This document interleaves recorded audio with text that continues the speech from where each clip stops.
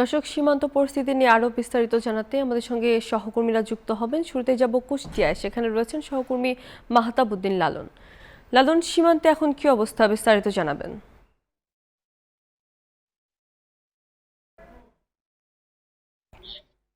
তোমা সীমান্তের সর্বশেষ অবস্থা, বিজিবি যে তথ্য জানাচ্ছে যে 12 জন অনুপ্রবেশ করার চেষ্টা করছে বা বিএসএফ যাদেরকে জোরপূর্বক পুশিং করার চেষ্টা করছে, তারা এখনো সীমান্তের যে শূন্য রেখা, সেই শূন্য রেখাতে কিন্তু অবস্থান করছে। যে 12 জনকে পুশিং এর চেষ্টা করা হচ্ছে বিএসএফ পক্ষ থেকে, সেই 12 জনের 4 জন পুরুষ, 4 জন নারী এবং 4 জন শিশু রয়েছে।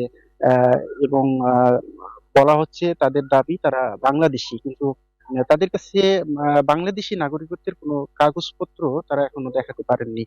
তবে বিজিবির পক্ষ থেকে বলা হচ্ছে যে যেহেতু এই পুশিং জোরপূর্বক করা হচ্ছে, বিজিবির সাথে বা সরকারিভাবে কোনো সমন্বয় না করে, কোনো যোগাযোগ না করে এই লোকগুলোকে কিন্তু আসলে ভারত থেকে বাংলাদেশের সীমানাতে আসলে জোরপূর্বক পুশিং করা হচ্ছে, এটি তারা কোনোভাবেই মেনে নেবেন না।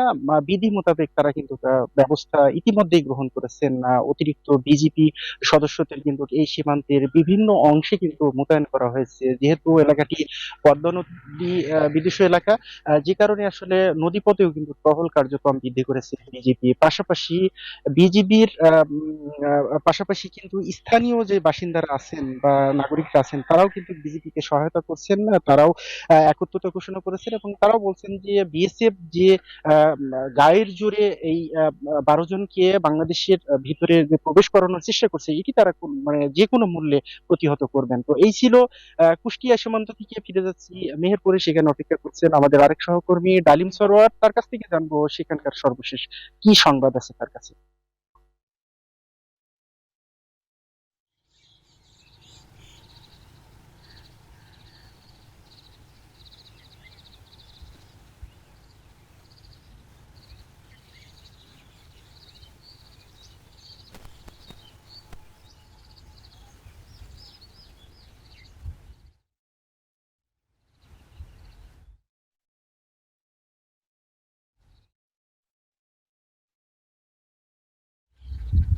লালন, ধন্যবাদ। যেমনটি বলছিলেন, কুষ্টিয়ার বৃহত্তর কুষ্টিয়ার একটি জেলা মেহেরপুর, যার 3 দিক দিয়ে কিন্তু নদিয়া জেলা বেষ্টিত এবং বেশ ঝুঁকিপূর্ণ পুশিনের জন্য। এবং আমরা একটি অবিশ্বস্ত সূত্রে জানতে পেরেছিলাম কয়েকদিন আগে যে এই মেহেরপুর চুয়াডাঙ্গার মাঝামাঝি একটি সীমান্তের অপর প্রান্তের ভারতীয় বিএসএফ, ভারতীয় সীমান্তরক্ষী বাহিনী বিএসএফ এর একটি ব্যাটালিয়ন সেক্টর ছিল এবং সেই সেক্টরে কিন্তু 274 জন ছিল। আমরা আরেকটি তথ্য পেয়েছিলাম, সেখানে নাকি 275 জন ছিল। আজকের যে ঘটনা কুষ্টিয়া সীমান্তে, সেই সীমান্তের 12 জন কিন্তু হয়তো তাদেরই অংশ বিশেষ কিনা। এবং আরেকটু জানিয়ে রাখি, সেটি হচ্ছে আজকে মেহেরপুরের গাংনী উপজেলার একটি সীমান্তে আমরা একজন মানসিক ভারসাম্যহীন মহিলাকে দেখতে পেয়েছি। তাকেও আসলে পুশিন করা হয়েছে কিনা সেটিও প্রশ্নের বিষয়। ইতিমধ্যেই বিজিবি এবং বিএসএফ এর মহাপরিচালক পর্যায়ের সম্মেলন গতকালকে শেষ হয়েছে। গতকালকে শেষ হওয়ার পরেই কিন্তু আসলে কুষ্টিয়ার এই পুশিনের যে ঘটনা, এটি কিন্তু ঘটেছে। তবে মেহেরপুরের সীমান্তে বিজিবি এবং সীমান্তের অধিবাসীরা বেশ সতর্ক যে কোনো ধরনের পুশিন রোধ করতে। এই ছিল মেহেরপুর থেকে। তবে আমরা এখন যাচ্ছি আমাদের লালমনিরহাট প্রতিনিধির কাছে, রবিদর কাছে।